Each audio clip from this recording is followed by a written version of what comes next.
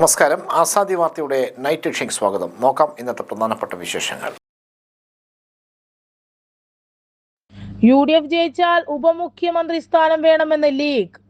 സംസ്ഥാനത്തെ ഏക loco shed പൂട്ടാനുള്ള നീക്കം അവസാനിപ്പിച്ച് റെയിൽവേ. തീരുമാനം ജോൺ ബ്രിട്ടാസ് MPയുടെ ഇടപെടലിൽ. ഹൈഡ്രജൻ ബസ്സുകൾ നിരത്തിലിറക്കാൻ ഒരുങ്ങി സിയാൽ. തൊണ്ടിമുതൽ കേസിൽ ആന്റണി രാജുവിന്റെ ശിക്ഷാവിധി മരവിപ്പിച്ചു. കേന്ദ്ര അവഗണനയ്ക്കെതിരെ പ്രതിഷേധം. നാളെ കേരളത്തിൽ കരിദിനം ആചരിക്കാൻ CPIM. വിശദമായ വാർത്തകളിലേക്ക് പോകാം. വരാനിരിക്കുന്ന നിയമസഭാ തെരഞ്ഞെടുപ്പിൽ UDF അധികാരത്തിൽ വന്നാൽ ഉപമുഖ്യമന്ത്രി സ്ഥാനം ലഭിക്കണമെന്ന വിചിത്രവാദവുമായി മുസ്ലിം ലീഗ്. തെരഞ്ഞെടുപ്പ് മുൻപ് തന്നെ വിഷയത്തിൽ കോൺഗ്രസിൽ ലീഗും തർക്കത്തിലാണ്. 5ാം മന്ത്രിസ്ഥാനത്തിനൊപ്പം ഉപമുഖ്യമന്ത്രി സ്ഥാനം കൂടെ ആവശ്യപ്പെടാനാണ് ലീഗിൻ്റെ നീക്കം. ലീഗിന് ഉപമുഖ്യമന്ത്രി സ്ഥാനത്തിന് അർഹതയുണ്ട് എന്ന് അബ്ദുറബ് പരസ്യമായി തന്നെ പ്രസ്താവിച്ചിരിക്കുകയാണ്. ഉപമുഖ്യമന്ത്രി സ്ഥാനം ലഭിക്കാനുള്ള സ്റ്റാറ്റസും അർഹതയും ലീഗിനുണ്ടെന്ന് പാർട്ടിയുടെ സംസ്ഥാന സെക്രട്ടേറിയറ്റ് അംഗം KN ഖാദർ പറഞ്ഞു. ലീഗ് ആവശ്യപ്പെടാതെ തന്നെ UDF അത് കണ്ടറിഞ്ഞ് ചെയ്യുമെന്നാണ് പ്രതീക്ഷയെന്നും അദ്ദേഹം പറഞ്ഞു. മുന്നണിയിലെ എല്ലാവരും അങ്ങനെ ആഗ്രഹിക്കുന്നുണ്ട്. എല്ലാ ഘടകകക്ഷികളും അത് അംഗീകരിക്കും. ഇത് ലീഗിൻ്റെ അവകാശമാണെന്നും അദ്ദേഹം പറഞ്ഞു. മുൻപ് സാദിഖ് അലി തങ്ങൾ മുഖ്യമന്ത്രിയാകാൻ തന്നെ യോഗ്യനാണെന്ന് K കുഞ്ഞാലിക്കുട്ടി പൊതുമധ്യത്തിൽ പറഞ്ഞിട്ടുണ്ട്. മുൻപ് ഉമ്മൻചാണ്ടി ലീഗിന് ഉപമുഖ്യമന്ത്രി സ്ഥാനം വേണോ എന്ന് ചോദിച്ചിരുന്നു എന്നും അത് ലീഗ് വേണ്ടെന്ന് വയ്ക്കുകയായിരുന്നു എന്നും കുഞ്ഞാലിക്കുട്ടി പറഞ്ഞിട്ടുണ്ട്. UDF ഭരണകാലത്തെ പൊതു സംവിധാനങ്ങളുടെ ശോചനീയാവസ്ഥ പൊതുജനം വ്യാപകമായി ചർച്ച ചെയ്യുന്ന സാഹചര്യത്തിലാണ് UDFിലെ ഈ അധികാര കൊതി.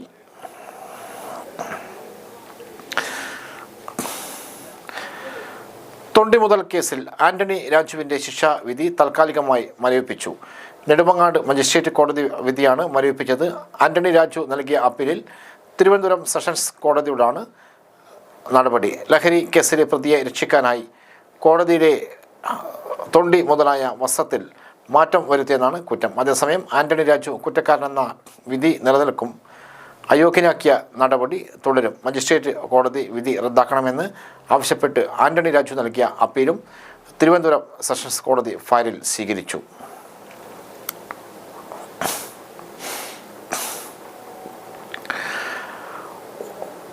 ഒറ്റുകാരൻ്റെ സ്ഥാനം ചവറ്റുകൊട്ടയിൽ. LDF ജാഥയിൽ MV ഗോവിന്ദനെ ഷാളണിയിച്ച് ധനരാജിൻ്റെ ഭാര്യ. CPM സംസ്ഥാന സെക്രട്ടറി MV ഗോവിന്ദനെ ചുവപ്പ് ഷാളണിയിച്ച് സ്വീകരിച്ച് രക്തസാക്ഷി ധനരാജിൻ്റെ ഭാര്യ സജിനി. MV ഗോവിന്ദൻ നയിക്കുന്ന LDF വടക്കൻ മേഖല ജാഥയ്ക്ക് പയ്യന്നൂർ മണ്ഡലത്തിൽ നൽകിയ സ്വീകരണത്തിലാണ് ഷാളണിയിച്ചത്. V കുഞ്ഞികൃഷ്ണൻ പാർട്ടിയെ വഞ്ചിച്ചെന്നും കുഞ്ഞികൃഷ്ണന് ചരിത്രത്തിൻ്റെ ചവറ്റുകൊട്ടയിലാണ് സ്ഥാനമെന്നും പിന്നാലെ നടന്ന പ്രസംഗത്തിൽ MV ഗോവിന്ദൻ പറഞ്ഞു. കുഞ്ഞികൃഷ്ണനെ പോലൊരാൾ പാർട്ടിയുടെ ശത്രുപക്ഷത്ത് നിന്ന് തൊഴിലാളി വർഗ രാഷ്ട്രീയത്തിൻ്റെ നിലപാടുകൾ മറന്ന് ബൂർഷ്വാ രാഷ്ട്രീയ പ്രസ്ഥാനത്തിനൊപ്പം ഒറ്റുകാരനെ പോലെ മുന്നോട്ട് വന്നാൽ അതിനുള്ള മറുപടിയാണ് ഇന്നത്തെ ഈ സ്വീകരണമെന്ന് MV ഗോവിന്ദൻ പറഞ്ഞു. കമ്മ്യൂണിസ്റ്റ് വിരുദ്ധ ശക്തികളുടെ പിന്തുണയോടെ പ്രവർത്തിച്ച കോടാലി കൈയായി നിലകൊണ്ടയാൾക്ക് ചരിത്രത്തിൻ്റെ ചവറ്റ് കോട്ടയിലാണ് സ്ഥാനമെന്നും അദ്ദേഹം കൂട്ടിച്ചേർത്തു. രക്തസാക്ഷിയായ ധനരാജിൻ്റെ കുടുംബത്തെ സഹായിക്കാൻ സമാഹരിച്ച ഫണ്ടിലെ തിരിമറി സംബന്ധിച്ച് CPM കണ്ണൂർ ജില്ലാ കമ്മിറ്റി അംഗമായിരുന്ന കുഞ്ഞികൃഷ്ണൻ നേരത്തെ ആരോപണം ഉന്നയിച്ചിരുന്നു. ഇടത് സർക്കാരിന് കീഴിലെ കേരളത്തിൻ്റെ വികസന നേട്ടങ്ങൾ ജനങ്ങളെത്തിക്കാനായി LDF സംഘടിപ്പിക്കുന്ന വികസന മുന്നേറ്റ ജാഥയ്ക്ക് കാസർഗോഡ് ജില്ലയിൽ ഇന്ന് സ്വീകരണം നൽകി. ഇന്ന് കണ്ണൂരിലേക്ക് ജാഥ കാലിക്കടവിൽ വെച്ചുകൊണ്ട് നേതാക്കൾ സ്വീകരിച്ചു. പയ്യന്നൂരിൽ സമാപിച്ചു. ജാഥ ക്യാപ്റ്റനും CPM സംസ്ഥാന സെക്രട്ടറിയുമായ MV ഗോവിന്ദൻ്റെ നേതൃത്വത്തിലുള്ള വടക്കൻ മേഖലാ ജാഥയെ ആയിരക്കണക്കിന് പ്രവർത്തകരാണ് ഓരോ കേന്ദ്രങ്ങളും വരവേറ്റത്. കേന്ദ്ര സർക്കാരിൻ്റെ അവഗണനയ്ക്കും കേരളത്തിൽ UDFിൻ്റെ ജനവിരുദ്ധ നിലപാടുകൾക്കുമെതിരെ ജനകീയ പ്രതിരോധം സൃഷ്ടിക്കുക എന്നതും ജാഥയുടെ ലക്ഷ്യമാണ്. ജാഥ അംഗങ്ങളായ KS Hareela, P Santhosh Kumar, MB Mathew Kunnappally, PP Divakaran, advocate PM Suresh Babu, മനയത്തിയന്ത്രൻ, Babu Gopinath, Vadakkode Monachan, advocate AJ Joseph, Kasim Irikkur, advocate Nice Mathew എന്നിവർ ചടങ്ങിൽ സംബന്ധിച്ചു. കാഞ്ഞങ്ങാട്, തൃക്കരിപ്പൂർ എന്നിവിടങ്ങളിലെ സ്വീകരണ ശേഷമാണ് പയ്യന്നൂരിൽ സമാപിച്ചത്. നാളെ രാവിലെ 8:30 മാടായി ബാങ്ക് ഓഡിറ്റോറിയത്തിൽ പൗരപ്രമുഖരുമായി ചർച്ച നടത്തും. 10 മണിക്ക് പഴയങ്ങാടി, 3 തളിപ്പറമ്പ്, 4 മണി ശ്രീകണ്ഠപുരം എന്നിവിടങ്ങളിലെ സ്വീകരണ ശേഷം 5 മണിക്ക് ഇരിട്ടിയിൽ സമാപിക്കും.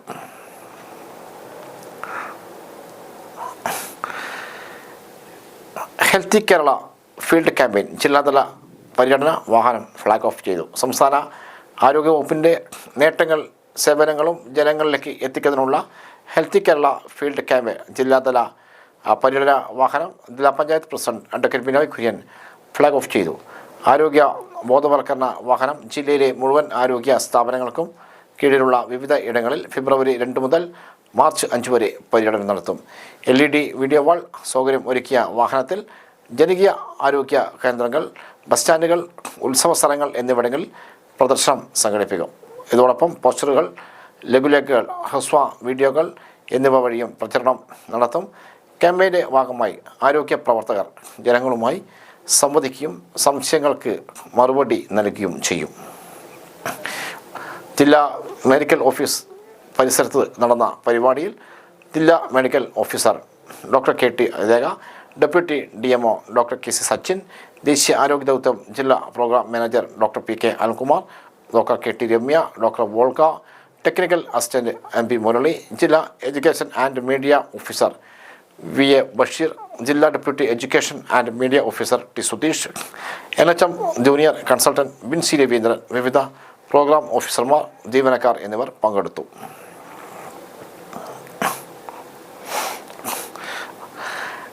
കല്യാട്ട് അന്താരാഷ്ട്ര ആയുർവേദ ഗവേഷണ കേന്ദ്രം ഉദ്ഘാടനം സംഘാടക സമിതി രൂപീകരിച്ചു. കല്യാട്ട് ആയുർവേദ ഗവേഷണ കേന്ദ്രം ഉദ്ഘാടനത്തിൻ്റെ സംഘാടക സമിതി രൂപീകരിച്ചു. രൂപീകരണ യോഗം KK ശൈലജ ടീച്ചർ MLA ഉദ്ഘാടനം ചെയ്തു. കല്യാട്ട് വന്ദന ഓഡിറ്റോറിയത്തിൽ നടന്ന പരിപാടിയിൽ പടിയൂർ ഗ്രാമപഞ്ചായത്ത് പ്രസിഡന്റ് T ശ്രീജ അധ്യക്ഷയായി. National Ayush mission SMD doctor Sajith Babu പദ്ധതി വിശദീകരണം നടത്തി. KK ശൈല ടീച്ചർ MLA ചെയർപേഴ്സണായും ജില്ലാ panchayat president advocate Binoy Kurian, Irikkur block panchayat president TK Sulekha, Padiyoor ഗ്രാമപഞ്ചായത്ത് പ്രസിഡന്റ് T ശ്രീജ എന്നിവരെ വൈസ് ചെയർപേഴ്സൺമാരായും യോഗം തിരഞ്ഞെടുത്തു. ഡോക്ടർ സജിത് ബാബു ജനറൽ കൺവീനറും ഡോക്ടർ KC അജിത് കുമാർ കൺവീനറുമാണ്. ഫെബ്രുവരി 20 രാവിലെ 10 മണിക്ക് മുഖ്യമന്ത്രി പിണറായി വിജയൻ അന്താരാഷ്ട്ര ആയുർവേദ ഗവേഷണ കേന്ദ്രം 1ാം ഘട്ടത്തിൻ്റെ ഔദ്യോഗിക ഉദ്ഘാടനം നിർവഹിക്കും. 311 ഏക്കർ വിസ്തൃതിയുള്ള സ്ഥലത്ത് 400 കോടി രൂപ ചെലവിലാണ് പദ്ധതി നടപ്പാക്കുന്നത്. രാജ്യത്ത് തന്നെ മാതൃകയാകുന്ന ഈ ബൃഹത്തായ ഗവേഷണ കേന്ദ്രത്തിൻ്റെ ആദ്യഘട്ട നിർമ്മാണത്തിന് 190 കോടി രൂപയാണ് ചെലവ്.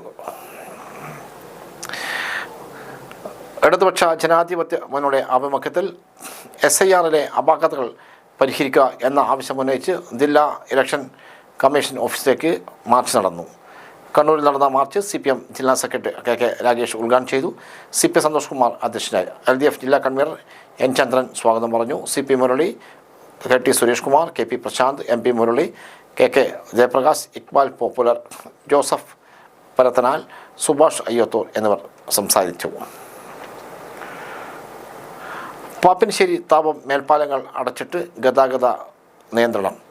ഒലവട്ടണം ചെറുതാഴം KSTP റോഡിലെ പാപ്പിനിശ്ശേരി താപം മേൽപ്പാലങ്ങൾ അടിയന്തര അറ്റകുറ്റപ്പണികൾ നടക്കുന്നതിനാൽ പാപ്പിനിശ്ശേരി മേൽപ്പാലം ഫെബ്രുവരി 5 മുതലും താപം മേൽപ്പാലം ഫെബ്രുവരി 7 മുതലും 1 മാസത്തേക്ക് അടച്ചിടും. കണ്ണൂർ ഭാഗത്തു നിന്നും വരുന്ന ഭാരവാഹനങ്ങൾ തളിപ്പറമ്പ് ഹൈവേ വഴി പിനാത്ര ഭാഗത്തേക്കും, പിനാത്ര ഭാഗത്ത് വരുന്ന വാഹനങ്ങൾ തളിപ്പറമ്പ് ഹൈവേ വഴി കണ്ണൂർ ഭാഗത്തേക്കും വരണമെന്ന് കണ്ണൂർ പൊതുമരാമത്ത് വകുപ്പ് നിരത്ത് വിഭാഗം എക്സിക്യൂട്ടീവ് എഞ്ചിനീയർ അറിയിച്ചു. കേന്ദ്ര ബജറ്റിൽ കേരളത്തോട് കാട്ടിയ കടുത്ത അവഗണനയിൽ പ്രതിഷേധിച്ച് ഫെബ്രുവരി 3 ചൊവ്വാഴ്ച സംസ്ഥാന വ്യാപകമായി CPM കരിദിനം ആചരിക്കും. ഇന്ത്യയുടെ ഭൂപടത്തിൽ കേരളം എന്നൊരു സംസ്ഥാനം നിലനിൽക്കുന്നില്ല എന്ന രീതിയിലുള്ള സമീപനമാണ് കേന്ദ്ര ബജറ്റിൽ പ്രകടമാകുന്നതെന്ന് CPM സംസ്ഥാന സെക്രട്ടറി പ്രസ്താവനയിൽ പറഞ്ഞു. ബജറ്റിന് മുന്നോടിയായി കേരളം ഉന്നയിച്ച 29 ആവശ്യങ്ങളിൽ ഒന്നുപോലും കേന്ദ്രം പരിഗണിച്ചില്ല. സംസ്ഥാനം ദീർഘകാലമായി ആവശ്യപ്പെട്ട എയിംസ് ഇത്തവണയും പ്രഖ്യാപിച്ചില്ല. കേന്ദ്രം പ്രഖ്യാപിച്ച 7 അതിവേഗ ഇടനാഴികളും കേരളമില്ല. വിഴിഞ്ഞം തുറമുഖ വികസനത്തിലുള്ള പ്രത്യേക പാക്കേജും അംഗീകരിക്കപ്പെട്ടിട്ടില്ല. ആയുർവേദത്തിന്റെ ഈറ്റിലമായിട്ടും കേരളത്തിന് ആയുർവേദ എയിംസ് അനുവദിച്ചില്ല. ഉൾനാടൻ ജലഗതാഗത പദ്ധതി, സർവകലാശാലകൾ, ടൗൺഷിപ്പുകൾ എന്നിവയുടെ പ്രഖ്യാപനങ്ങളിലും കേരളമില്ല. പരമ്പരാഗത വ്യവസായങ്ങളോ സംരക്ഷിക്കാനുള്ള നടപടികളോ റബ്ബർ വില സ്ഥിരത ഫണ്ടോ ബജറ്റിലില്ല. നേരത്തെ പ്രഖ്യാപിച്ചിരുന്ന റെയിൽവേ കോച്ച് ഫാക്ടറിയെക്കുറിച്ച് പരാമർശമില്ലാത്ത ബജറ്റ്. പ്രവാസി ക്ഷേമം ലക്ഷ്യമായിട്ടുള്ള യാതൊരു നടപടിയും സ്വീകരിച്ചില്ല. ആശാ വർക്കർമാർ ഉൾപ്പെടെയുള്ള സ്കീം വർക്കർമാരെ പൂർണ്ണമായും അവഗണിച്ചു. സാധാരണക്കാരെ കൈയൊഴിഞ്ഞ് കോർപ്പറേറ്റുകളെ സംരക്ഷിക്കുന്ന കേന്ദ്രം വൻകിട കമ്പനികളുടെ ആൾട്ടർനേറ്റ് ടാക്സ് കുറയ്ക്കുകയും ചെയ്തു. തൊഴിലുറപ്പ് പദ്ധതി വിഹിതത്തിലുണ്ടായ വൻ വെട്ടിക്കുറവ് കേരളത്തിൽ ഫലപ്രദമായി നടന്നുകൊണ്ടിരിക്കുന്ന ഈ പദ്ധതിയെയും തകിടം മറിക്കുന്നതാണ്. ക്ഷേമ പദ്ധതികൾ വർദ്ധിപ്പിക്കാൻ തയ്യാറാകാത്ത സർക്കാർ പാവങ്ങളെ പൂർണ്ണമായും അവഗണിച്ചു. ഈ സാഹചര്യത്തിൽ ഫെബ്രുവരി 3 എല്ലാ ബൂത്തുകളിലും കരിങ്കൊടി ഉയർത്തിയും പ്രതിഷേധ പ്രകടനങ്ങൾ സംഘടിപ്പിച്ചും റെയിൽ എഞ്ചിൻ അറ്റകുറ്റപ്പണി ഉൾപ്പെടെ നടത്തുന്ന സംസ്ഥാനത്തെ ഏക ലോക്കോ ഷെഡ് പൂട്ടാനുള്ള നീക്കം അവസാനിപ്പിച്ചു റെയിൽവേ. ജോൺ ബ്രിട്ടാസ് എംപിയുടെ ശക്തമായ ഇടപെടലിനെ തുടർന്നാണ് റെയിൽവേ തീരുമാനം പിൻവലിച്ചത്. ഇലക്ട്രിക് ലോക്കോ കൂടി പരിപാലിക്കാനുള്ള അടിസ്ഥാന സൗകര്യ വികസനം ഒരുക്കി ഏപ്രിൽ ഉദ്ഘാടനം ചെയ്യാനിരിക്കെയാണ് എറണാകുളം സൗത്തിലെ ലോക്കോ ഷെഡ് വീണ്ടും പൂട്ടാൻ ഭീഷണിയിലായത്. കൊച്ചിയിലെ ഡീസൽ ലോക്കോകളുടെ അറ്റകുറ്റപ്പണി തിരുച്ചിറപ്പള്ളിയിലേക്ക് മാറ്റാൻ റെയിൽവേ തീരുമാനിച്ചിരുന്നത്. തുടർന്നാണ് വിഷയത്തിൽ ബ്രിട്ടാസ് ഇടപെട്ടത്. എറണാകുളം ലോക്കോ ഷെഡ് നിലനിർത്തണമെന്നും വികസിപ്പിക്കണമെന്നാവശ്യപ്പെട്ട് ജോൺ ബ്രിട്ടാസ് റെയിൽവേ മന്ത്രി അശ്വിനി വൈഷ്ണവിന് കത്ത് നൽകിയിരുന്നു. സൗത്ത് സ്റ്റേഷനോട് ചേർന്ന് 8.25 ഏക്കറിൽ നിലവിലുണ്ടായിരുന്ന ഡീസൽ ലോക്കോ ഷെഡിൽ ഇപ്പോഴും 56 ഡീസൽ എഞ്ചിനുകൾ പരിപാലിക്കുന്നുണ്ട്. 2024 പൂട്ടാൻ നീക്കമുണ്ടായപ്പോൾ ശക്തമായ പ്രക്ഷോഭത്തെ തുടർന്ന് പിൻവലിച്ചു. റെയിൽവേ വൈദ്യുതീകരണം നടത്തിയപ്പോൾ 2017 ഇലക്ട്രിക് ലോക്കോ ഷെഡാക്കി മാറ്റുന്നതിനായി 2 കോടി ചെലവിൽ ഇവിടെ ഓവർഹെഡ് ട്രാക്ഷൻ ജോലി പൂർത്തിയാക്കി. തുടർന്ന് 5 ഇലക്ട്രിക് ലോക്കോ ഇവിടെ അനുവദിക്കുകയും ചെയ്തു. എന്നാൽ ഇലക്ട്രിക് ലോക്കോ പരിപാലിക്കാനുള്ള അടിസ്ഥാന സൗകര്യങ്ങളില്ലെന്ന കാരണം പറഞ്ഞ് ഇവ ഈ റോഡ് ഷെഡിലേക്ക് തിരികെ കൊണ്ടുപോയി. അടിസ്ഥാന സൗകര്യങ്ങളൊരുക്കാൻ 4 കോടിയുടെ പ്രവൃത്തി ഇവിടെ നടക്കുന്നുണ്ടായിരുന്നു. മാർച്ചിൽ ഈ ജോലികൾ പൂർത്തിയാകുമ്പോൾ കൂടുതൽ ഇലക്ട്രിക് ലോക്കോകൾ എറണാകുളത്തേക്ക് അനുവദിക്കുമെന്നും അധികൃതർ ഉറപ്പു നൽകിയിരുന്നു. എല്ലാ വാഗ്ദാനങ്ങളും കാറ്റിൽ പറത്തി നിലവിലുള്ള 56 ഡീസൽ ലോക്കോകൾ കൂടി തിരുച്ചിറപ്പള്ളിയിലേക്ക് അയക്കാനും ജീവനക്കാരെ മറ്റു വകുപ്പുകളിലേക്ക് പുനർവിന്യസിക്കാനുമാണ് തീരുമാനമുണ്ടായത്. പുതിയ ഇലക്ട്രിക് ലോക്കോകൾ അനുവദിക്കുന്നതിലും അനിശ്ചിതത്വം തുടരുകയാണ്. കൊച്ചി നേവി ആസ്ഥാനമായതിനാലും മുഴുവൻ പാതകളിലും വൈദ്യുതീകരണം നടക്കില്ലെന്നതിനാലും ഡീസൽ ലോക്കോകൾ ഇവിടെ നിലനിർത്തണമെന്ന ഉത്തരവ് നിലനിൽക്കുകയാണ് അടച്ചുപൂട്ടൽ നീക്കം. വനിതകളടക്കം 275 ജീവനക്കാരും 100ഓളം കരാർ തൊഴിലാളികളും ഇവിടെയുണ്ട്. സംസ്ഥാനത്തിന്റെ റെയിൽ ഗതാഗതത്തെ ദോഷകരമായി ബാധിക്കുന്ന നീക്കത്തിനെതിരെ വലിയ പ്രതിഷേധം ഹൈഡ്രജൻ ബസ്സുകൾ നിരത്തിലിറക്കുന്ന ആദ്യ വിമാനത്താവളവുമായി ഒരുങ്ങി സിയാൽ. ഇതിനായി Kerala hydrogen valley innovation cluster ഫൗണ്ടേഷനും സിയാലും തമ്മിലുള്ള ധാരണാപത്രം ഒപ്പുവെച്ചു. കേരള ഹൈഡ്രജൻ വാലി പദ്ധതിയുടെ ഭാഗമായി ദേശീയ ഗ്രീൻ ഹൈഡ്രജൻ മിഷന്റെ പിന്തുണയോടെ കൊച്ചി വിമാനത്താവളത്തിൽ 3 ഹൈഡ്രജൻ ഫ്യൂവൽ സെൽ ഇലക്ട്രിക് ബസ്സുകൾ പ്രവർത്തനം ആരംഭിക്കും. വ്യവസായ മന്ത്രി പി രാജീവാണ് ഇക്കാര്യം സാമൂഹിക മാധ്യമങ്ങളുടെ പുറത്തുവിട്ടത്. 1 വർഷത്തിനകം ബസ്സുകൾ രംഗത്തിറക്കും. ബസ്സുകളുടെ പ്രവർത്തന മാതൃകയും റൂട്ടുകളും സിയാൽ തീരുമാനിക്കും. പദ്ധതി നടപ്പാക്കുന്നതോടെ വിമാനത്താവളത്തിലെ യാത്രാ സൗകര്യം കൂടുതൽ മെച്ചപ്പെടും. സുസ്ഥിരവും പരിസ്ഥിതി സൗഹൃദവുമായ ഗതാഗത സംവിധാനങ്ങളുടെ ഉപയോഗം ശക്തിപ്പെടുകയും ചെയ്യും. സിയാലും BPCLും ചേർന്ന് നിർമ്മാണം പൂർത്തിയാക്കിയ ഗ്രീൻ ഹൈഡ്രജൻ പ്ലാന്റ് പ്രവർത്തനം തുടങ്ങുന്നതോടെ ബസ്സുകൾക്ക് ആവശ്യമായ ഇന്ധന വിതരണം സാധ്യമാകും. പദ്ധതിക്ക് ആവശ്യമായ നിയമപരമായ അനുമതികൾ ലഭിച്ചതായും അതിനാൽ ഹൈഡ്രജൻ വിതരണ പദ്ധതികൾ സമയബന്ധിതമായി നടപ്പിലാക്കാൻ സാധിക്കുമെന്ന് കരുതുന്നുവെന്നും പി രാജീവ് പോസ്റ്റിൽ പറയുന്നു. അടിയന്തര പ്രമേയ ചർച്ചയിൽ നിറഞ്ഞത് UDF കാലം. സഭ വിട്ട് തടിതപ്പി പ്രതിപക്ഷം. UDF കാലത്തെ ആരോഗ്യ മേഖലയുടെ ദയനീയ ചിത്രം ചർച്ചയായതോടെ അടിയന്തര പ്രമേയത്തിലും പാളി പ്രതിപക്ഷം. ചർച്ചയിൽ പഴയ UDF കാലം പൊങ്ങിവരുമെന്ന് പ്രതിപക്ഷം പ്രതീക്ഷിച്ചില്ല. ഭരണപക്ഷങ്ങളും മറുപടി പറഞ്ഞ മന്ത്രി വീണ ജോർജും പഴയ പത്രക്കെട്ടുകളും UDF മന്ത്രിമാർ നൽകിയ മറുപടി ഉയർത്തിക്കാണിച്ചതോടെ മന്ത്രി മറുപടി അവസാനിപ്പിക്കും മുമ്പ് പ്രതിപക്ഷം സഭ വിട്ടു. ആരോഗ്യ മേഖലയെക്കുറിച്ചായിരുന്നു അടിയന്തര പ്രമേയ നോട്ടീസ്. ചർച്ചയ്ക്ക് തയ്യാറാണെന്ന് മന്ത്രി അറിയിച്ചു. ചർച്ചയ്ക്ക് 2 മണിക്കൂർ അനുവദിച്ചു. നോട്ടീസ് അവതരിപ്പിച്ച PC വിഷ്ണുനാഥ് ഏതാനും സംഭവങ്ങൾ എടുത്തുകാട്ടി കേരളത്തിലെ ആരോഗ്യ മേഖലയാകെ കുഴപ്പത്തിലാണ് സ്ഥാപിക്കാൻ ശ്രമിച്ചു. എന്നാൽ ദിവസങ്ങൾക്ക് മുമ്പ് സ്വന്തം മണ്ഡലമായ കുണ്ടറയിൽ 76 കോടി ചെലവിൽ നിർമ്മിച്ച 7 നില ആശുപത്രി കെട്ടിടം മുഖ്യമന്ത്രി ഉദ്ഘാടനം ചെയ്തത് പരാമർശിച്ചു. ചർച്ചയിൽ പങ്കെടുത്ത ഭരണപക്ഷങ്ങൾ UDF കാലത്തെ അവസ്ഥയിലൂന്നി ഇന്നുണ്ടായ മാറ്റം വരച്ചുകാട്ടി. മന്ത്രി വീണ ജോർജ് UDF കാലത്തെ പത്രവാർത്തകളും അന്ന് മന്ത്രിമാർ നൽകിയ മറുപടികളും നിരത്തി. തിമിരി ശസ്ത്രക്രിയയിൽ 5 പേർക്ക് കാഴ്ച നഷ്ടപ്പെടുന്ന UDF മന്ത്രിയുടെ മറുപടി കാട്ടിയ ശേഷം കഴിഞ്ഞ ദിവസം തിരുവനന്തപുരം ജനറൽ ആശുപത്രിയിൽ കോർണിയ മാറ്റിവെക്കൽ ശസ്ത്രക്രിയ നടന്ന കാര്യം പറഞ്ഞു.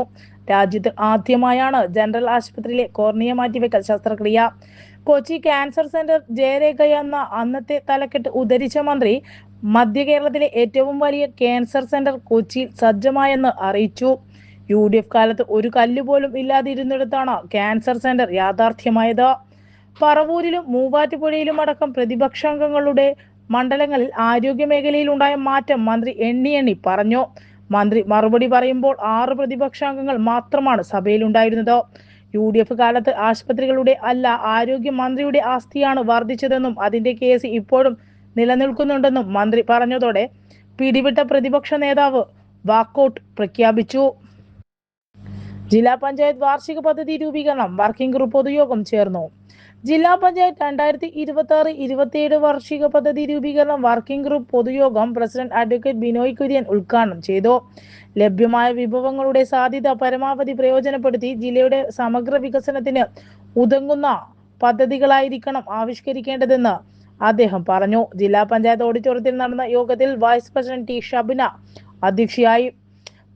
പ്രാദേശിക തൊഴിലവസരങ്ങൾ സൃഷ്ടിക്കുന്ന പദ്ധതികൾ, സ്ത്രീകൾക്ക് വിദ്യാഭ്യാസ യോഗ്യതയ്ക്കനുസരിച്ച് വർക്ക് നിയർ ഹോം സംരംഭങ്ങൾ, ലിംഗസമത്വ പദ്ധതികൾ എന്നിവയാണ് ജില്ലാ പഞ്ചായത്ത് ഊന്നൽ നൽകുന്നതെന്ന് ആസൂത്രണ സമിതി ഉപാധ്യക്ഷൻ പി ഗംഗാധരൻ മാസ്റ്റർ പറഞ്ഞു. തുടർന്ന് ദാരിദ്ര്യ ലഘൂകരണം, പൊതുമരാമത്ത്, വൈദ്യുതി, ഊർജം, പട്ടികജാതി പട്ടികവർഗ വികസനം, ആരോഗ്യം, മത്സ്യബന്ധനം, കൃഷി, സാമൂഹ്യനീതി, കുടിവെള്ളം, മൃഗസംരക്ഷണം ഉൾപ്പെടെയുള്ള 15 വർക്കിംഗ് ഗ്രൂപ്പുകൾ വിവിധ പദ്ധതികൾ ചർച്ച ചെയ്തു. യോഗത്തിൽ ജില്ലാ പഞ്ചായത്ത് വിവിധ സ്ഥിരസമിതി അധ്യക്ഷരായ A Pradeepan, P Raveendran, Rajani Mohanan, Bobby Ennachery, ആസൂത്രണ സമിതി അംഗം ജോർജ് ജോസഫ്, ജില്ലാ panchayat secretary in charge KV Mukundan എന്നിവർ സംസാരിച്ചു. ഖാദി ഗ്രാമ വ്യവസായ ബോർഡിന്റെ പെട്രോൾ പമ്പിന് തറക്കല്ലിട്ടു. ഖാദി ഗ്രാമ വ്യവസായ ബോർഡ് പാപ്പിനിശ്ശേരി ഹാജി റോഡിൽ ആരംഭിക്കുന്ന ഇന്ത്യൻ ഓയിൽ കോർപ്പറേഷൻ പെട്രോൾ വിപണന കേന്ദ്രത്തിന്റെ ശിലാസ്ഥാപനം board vice chairman P Jayarajan നിർവഹിച്ചു.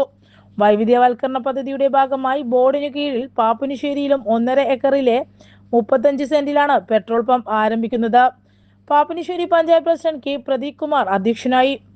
Indian Oil Corporation senior retired sales manager M Sreenath മുഖ്യ അതിഥിയായി. കണ്ണൂർ ബ്ലോക്ക് പഞ്ചായത്ത് അംഗങ്ങളായ U ഷൺമുഖൻ, CH അബ്ദുൽ സലാം, പാപ്പിനിശ്ശേരി പഞ്ചായത്ത് അംഗം OK കുഞ്ഞുമൊയ്തീൻ, ഖാദി ഗ്രാമ Vyavasaya board secretary doctor K Ratheesh, national khadi labour union president N Gangadharan, KBIA general secretary T Baiju, KBIU working president Dileep Kumar, Payyanur khadi ഗ്രാമം കേന്ദ്ര director V Shibu, Kannur ജില്ലാ ഖാദി ഗ്രാമ വ്യവസായ office project officer Sholy Devasya, director KP Rajesh, Kasaragod Khadi വ്യവസായ കേന്ദ്രം പ്രൊജക്ട് ഓഫീസർ P സുഭാഷ്, രാഷ്ട്രീയ പാർട്ടി പ്രതിനിധികളായ K Narayanan, Jaffar Mankadavu, VV Ashokan, PV Baburajendran, CP Rasheed, Malappattam Narayanan, CP Dineshan, James Panniyamakkal, Ratheesh Chirakkal, Baburaj Ulikkal, KP Prashanth, Ibrahim Kalikkal, Pookkotti Kumaran, M Prabhakaran, C Shafi എന്നിവർ പങ്കെടുത്തു.